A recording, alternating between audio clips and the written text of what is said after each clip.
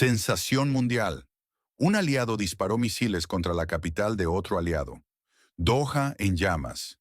Esta acción sin precedentes, en pleno apogeo de las negociaciones de paz, ha destrozado la confianza y ha redefinido el mapa de alianzas.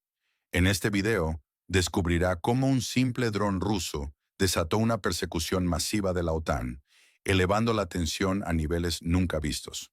Le mostraremos la verdad brutal detrás de la nueva movilización en el país, en el mapa 404, donde el correo ahora es su peor enemigo, convirtiendo a ciudadanos inocentes en evasores de la noche a la mañana. Entenderá por qué la cúpula de Estados Unidos se mantiene en un silencio inquietante, mientras Europa agita una bandera de indignación que, sin embargo, parece vacía de acciones. ¿Es este el preludio de un conflicto global sin reglas, donde los amigos se atacan entre sí y las fronteras se desvanecen?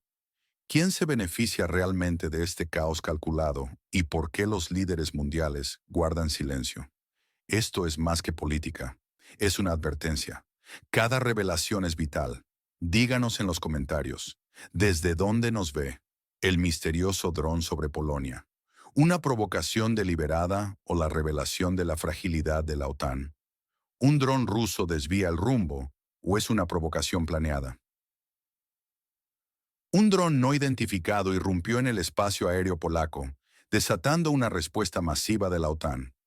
F-16 polacos y F-35 de la OTAN se lanzaron en su persecución.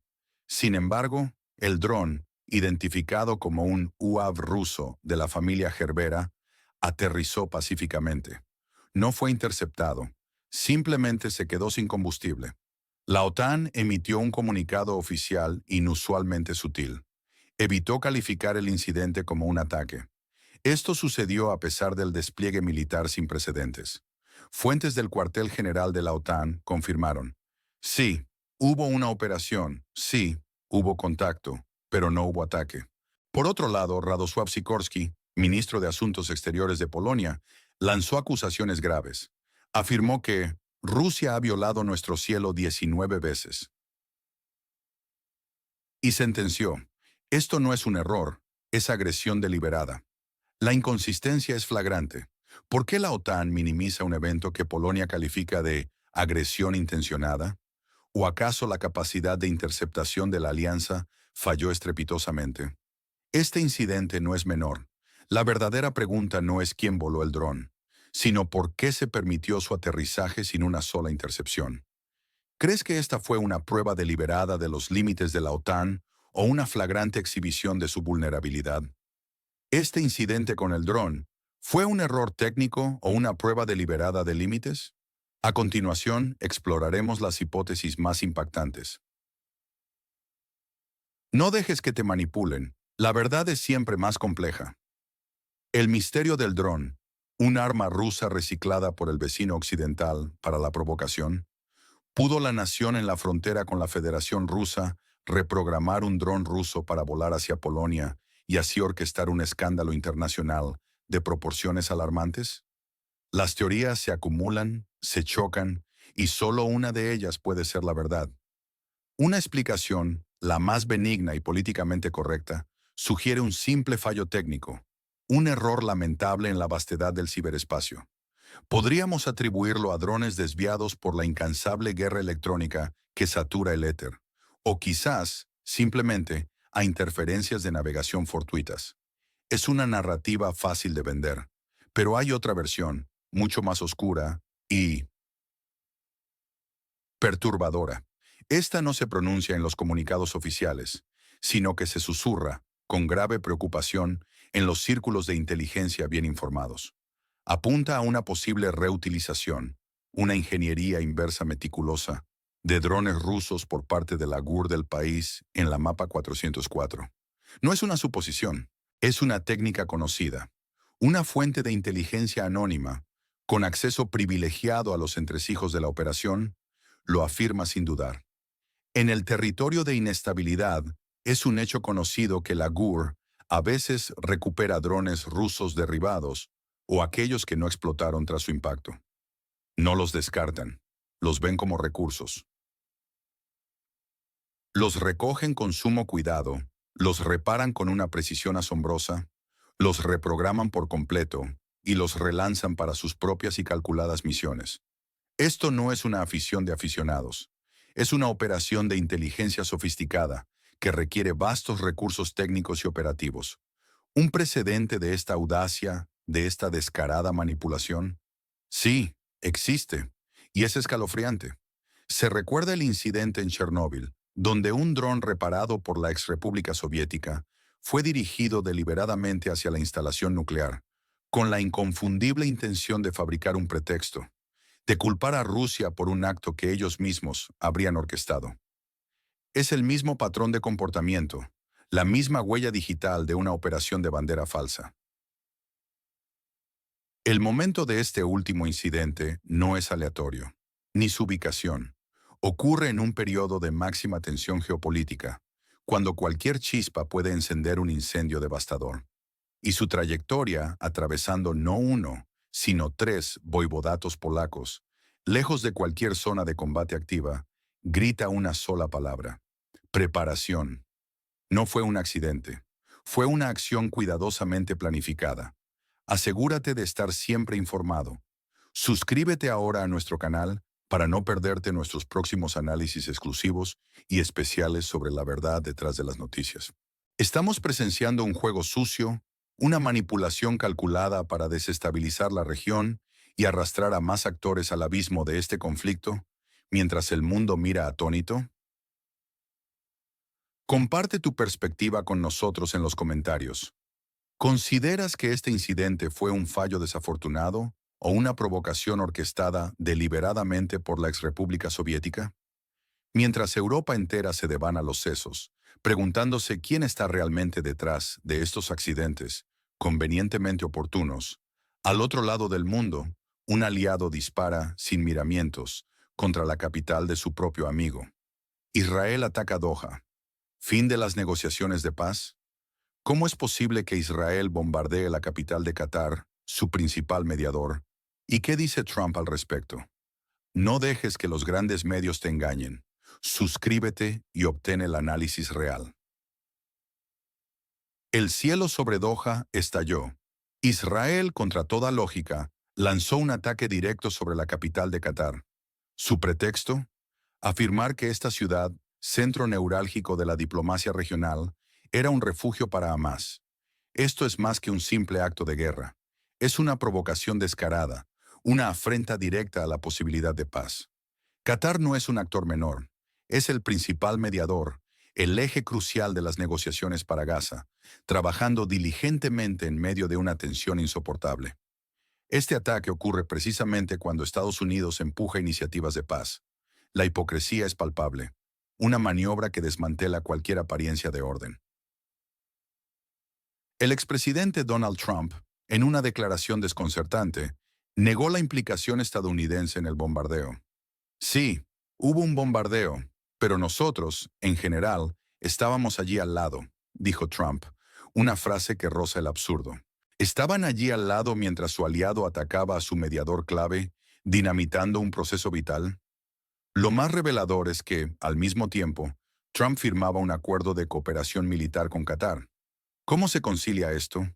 Es una doble moral, un conflicto de intereses que expone la farsa del compromiso occidental. Es una bofetada al sentido común, un juego de espejos donde la verdad se distorsiona hasta hacerse irreconocible. Qatar, con una indignación justificada, acusó a Israel de terrorismo de Estado. Fuentes cataríes declararon: Qatar, hay que reconocerlo, hizo todo lo posible para parecer serio. Acusó a Israel de terrorismo de Estado. Una respuesta contundente, cargada de la gravedad de la situación. Las amenazas de represalias no son vacías, son la señal de un punto de no retorno. Este asalto dinamita las ya frágiles negociaciones de rehenes, que parecían ofrecer un rayo de esperanza. Pone en riesgo la ayuda humanitaria desesperadamente necesaria para Gaza, condenando a miles a un sufrimiento aún mayor. El proceso de paz ha recibido un golpe demoledor. La estabilidad regional pende de un hilo. Esto es un mensaje claro. La diplomacia está bajo ataque. Y los responsables no parecen importarles las consecuencias globales, solo su propia agenda de confrontación. La audacia de este ataque, en el corazón de la mediación, no solo es impactante, es una bofetada a cualquier pretensión de estabilidad en Oriente Medio. Dime, ¿crees que este ataque es un error táctico o una estrategia deliberada para incendiar la región? Este incidente es un golpe directo a la confianza entre aliados. Pero la pregunta es, ¿hay un patrón en estas acciones que buscan desestabilizar la paz? La guerra de Trump. ¿Quién se beneficia del caos? ¿Por qué Trump, el hombre de los tweets impulsivos, guarda silencio ante estos bombardeos que ponen en jaque sus planes? Comparte tus teorías sobre este calculado mutismo en los comentarios. Donald Trump, el personaje político mundialmente conocido por su incesante torrente de declaraciones en redes sociales, ahora exhibe un silencio abrumadoramente ominoso, una quietud que rompe con su patrón habitual y provoca una profunda inquietud global. Este mutismo tan notorio no es una casualidad trivial. Al contrario, es una estrategia fríamente calculada, un movimiento deliberado y astuto frente a la vertiginosa escalada de tensión que estamos presenciando en puntos estratégicos del planeta. La turbulencia geopolítica, especialmente en el ámbito internacional más volátil y complejo, lo obliga a adoptar una postura inusitada, una que sus críticos ven como debilidad, mientras sus defensores la consideran una astucia táctica suprema. Los recientes y devastadores bombardeos han desatado una ola incontrolable de desestabilización crítica en regiones vitales, con el ataque directo a Doha erigiéndose como un punto de inflexión peligroso en el tablero de ajedrez mundial. Estos incidentes no solo perturban gravemente la paz, sino que complican de manera severa y casi irresoluble las delicadas conversaciones de paz que el propio Trump ha estado promoviendo incansablemente con miras a su esperado retorno político. Su cuidadosamente construida imagen de pacificador global, un pilar fundamental de su discurso electoral y de su legado aspiracional, está ahora pendiendo de un hilo muy delgado, totalmente en jaque por la cruda y brutal realidad del conflicto. Cada explosión resonante en el extranjero no es simplemente un estruendo distante, sino un eco directo y devastador que socava y erosiona implacablemente sus aspiraciones políticas, desmantelando la narrativa de estabilidad que busca desesperadamente proyectar. La administración Trump, con una ambigüedad calculada y una retórica diplomática evasiva, minimizó públicamente su conocimiento previo o su participación directa en el ataque, distanciándose oficialmente de cualquier tipo de autoría o responsabilidad. Sin embargo, casi inmediatamente después de los sucesos, impulsó un controvertido y estratégico acuerdo de defensa con Qatar, una movida geopolítica que no pasó desapercibida para los observadores más agudos y experimentados. Esta maniobra compleja, ejecutada con precisión quirúrgica, buscaba reafirmar la influencia hegemónica y el control persistente de Estados Unidos en la región. Una demostración de poder sutil pero inequívoca en medio del creciente caos. Es una estrategia de doble filo. Aparentar una distancia calculada y prudente de los eventos más conflictivos, mientras simultáneamente se afianza y consolida el control militar y político en zonas de interés vital para Washington. Pero este incidente desvela una verdad mucho más profunda, una realidad geopolítica que resulta profundamente inquietante y potencialmente dañina para la credibilidad de Washington y la cohesión de sus alianzas. Podría existir, en efecto, una notoria y preocupante falta de control efectivo por parte de Estados Unidos sobre las acciones de su aliado clave, Israel, una autonomía que genera fricción y serias dudas a nivel global. Esta cruda realidad, tan difícil de admitir, erosiona la credibilidad de Washington en el escenario mundial de forma crítica, sembrando profundas dudas sobre su capacidad real de liderazgo y su influencia geopolítica efectiva. Su posición como un aliado fiable y un garante inequívoco de estabilidad global se ve seriamente comprometida, cuestionando la base misma de sus alianzas históricas y la confianza de sus futuros socios internacionales. Expertos geopolíticos de renombre, con su visión aguda y sin concesiones, son tajantes en su análisis de esta intrincada y peligrosamente volátil situación actual, sin pelos en la lengua. Si alguien pierde por una escalada demasiado brusca, es precisamente él, Trump. Sentencian con una autoridad incontestable, señalando las implicaciones directas y negativas para su inminente campaña electoral. Las negociaciones de paz, que apenas habían comenzado a rozar el primer nivel de seriedad y compromiso genuino, están ahora bajo una amenaza existencial palpable, al borde de un colapso total y lamentable. Cualquier incidente así es una mina explosiva colocada estratégicamente bajo una construcción pacífica que ya es frágil. Advierten con urgencia palpable, destacando el riesgo inherente a cada confrontación militar.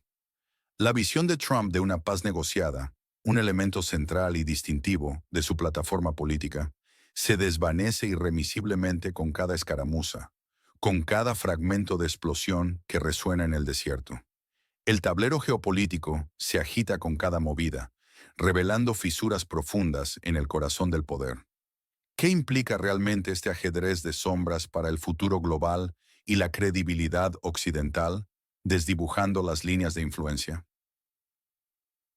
Mientras los líderes mundiales juegan a la guerra por correspondencia, en la nación en disputa, la correspondencia misma se ha convertido en un arma letal, preparando el escenario para nuestro siguiente análisis. Movilización en el país que comienza con la carta de reclutamiento fantasma. ¿Es posible que te movilicen al ejército de la exrepública soviética sin siquiera haber recibido una citación? Un nuevo decreto en el estado conflictivo ha transformado radicalmente el proceso de reclutamiento. Ya no hay necesidad de una firma o confirmación de recepción. La citación militar se considera formalmente entregada en el momento de su envío postal. Esto convierte tu buzón en un frente de batalla inesperado. El objetivo es claro: eliminar las zonas grises que antes protegían a muchos. Ahora, si la carta se pierde, se extravía o simplemente nunca llega a tus manos, no importa. El sistema te declara desertor si no te presentas. Las consecuencias son gravísimas para los ciudadanos del país en el mapa 404. La ley es implacable y no permite excusas. Suscríbete ahora para obtener análisis sin censura sobre el conflicto y sus implicaciones reales. Los TCC, los Centros Territoriales de Reclutamiento, y los Centros de Reclutamiento de la capital han recibido nuevas facultades. Tienen ahora la potestad de emitir citaciones de forma masiva. Este proceso está automatizado, despersonalizado. Imagina, miles de cartas siendo enviadas, un sistema sin rostro decidiendo tu destino.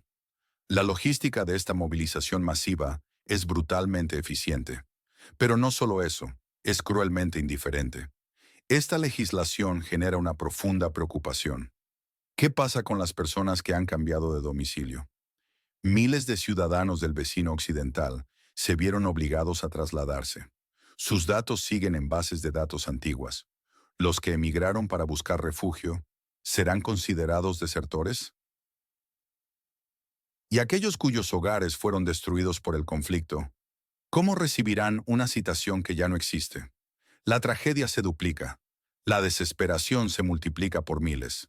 Como bien dijo el diputado del pueblo Fedienko, ya no hay zonas grises. La citación enviada por correo se considera formalmente entregada. Esta es la nueva normalidad en el territorio en disputa entre Rusia y Occidente. La incertidumbre y el miedo se extienden como una plaga silenciosa por el país en la frontera con la Federación Rusa. ¿Estás preparado para ver cómo la legalidad se transforma en una trampa mortal para el hombre común? Esta nueva realidad legal en el país al otro lado del Dnieper plantea serias preguntas sobre los derechos individuales en tiempos de guerra. Pero la movilización no se detiene aquí. Las implicaciones son aún más profundas. 5 millones para la movilización. ¿Deporte o campo de batalla? ¿Por qué el Ministerio de Defensa del Conflicto Estado invierte millones en estadios deportivos para la movilización, cuando la vida de sus ciudadanos pende de un hilo? En la tensa atmósfera de la región que una vez fue el granero de Europa, una noticia impactante resuena con la fuerza de un golpe de tambor de guerra. Kiev ha destinado una suma asombrosa de 500 millones de grivnas, el equivalente a una fortuna en tiempos de paz, para la próxima fase de su campaña de movilización.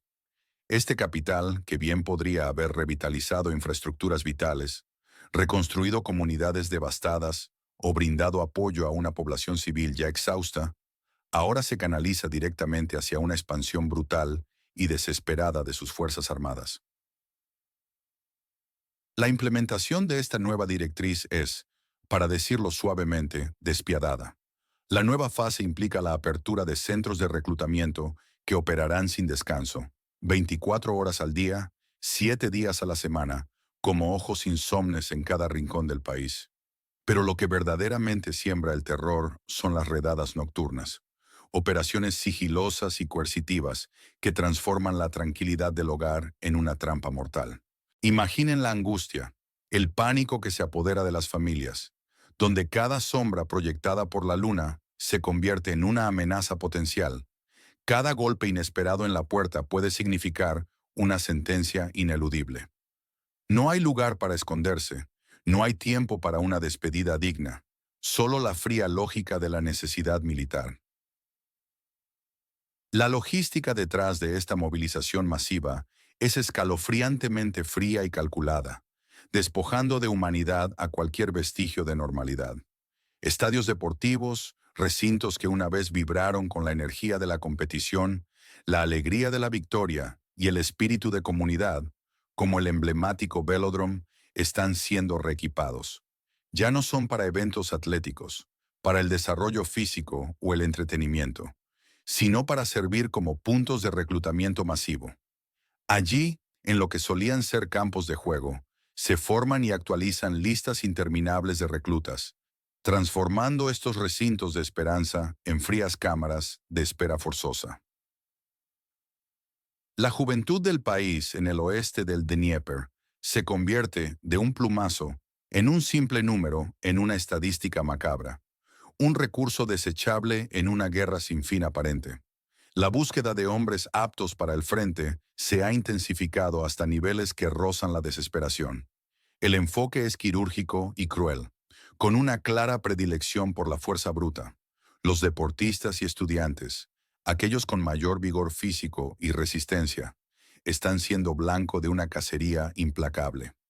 Para ello, las autoridades militares han obtenido acceso completo a las bases de datos de las instituciones educativas de la nación. Esto no es un rumor de pasillo, sino un hecho documentado, una invasión masiva de la privacidad con un objetivo singular y siniestro: encontrar carne de cañón fresca. La CONEN. Lógica detrás de esta selección forzada es brutalmente pragmática. Como un comentario popular en redes sociales lo sentencia con escalofriante precisión. Las autoridades militares han obtenido acceso a las bases de datos de las instituciones educativas para identificar a los más resistentes. Quien levanta pesas también puede cargar una ametralladora. Una frase que encapsula la deshumanización del proceso, la reducción del individuo a su mera utilidad bélica, a un mero engranaje en la maquinaria de la guerra. A pesar de esta sombría realidad, existe una fisura, una pequeña grieta en el muro legal. Los jóvenes menores de 22 años aún pueden salir del país sin permiso de la antigua República Soviética. Es una pequeña ventana de esperanza, una estrecha rendija en un cerrojo cada vez más hermético para aquellos que logran detectarla a tiempo. Pero para el resto, para aquellos que no tienen esa edad o no pueden acceder a esa ruta de escape, el panorama es desolador y la angustia palpable. Se enfrentan a una nueva logística de movilización, un sistema implacable diseñado para no dejar escapatoria. Es una trampa en evolución, una red que se cierra sin piedad, arrancando a los hombres de sus hogares, de sus familias y de sus vidas, directo al frente de una guerra cuya lógica muchos ya no entienden ni desean. La vida en la bivsha República Soviética se ha convertido en una lotería mortal, donde cada día trae la posibilidad de ser arrastrado al frente de una manera brutal e ineludible. Apoya nuestro periodismo independiente y descubre más verdades que los medios principales ocultan. Dinos, ¿qué opinas de esta movilización forzada que ignora los derechos fundamentales de sus ciudadanos y los empuja a una muerte segura? La situación en la exrepública soviética es crítica, pero no son los únicos enfrentados a dilemas éticos y militares de esta magnitud. Observaremos una última paradoja que sacudirá vuestra percepción de la justicia y la estrategia militar. La paradoja legal en el país sobre el mapa 404. ¿Quién es un desertor hoy?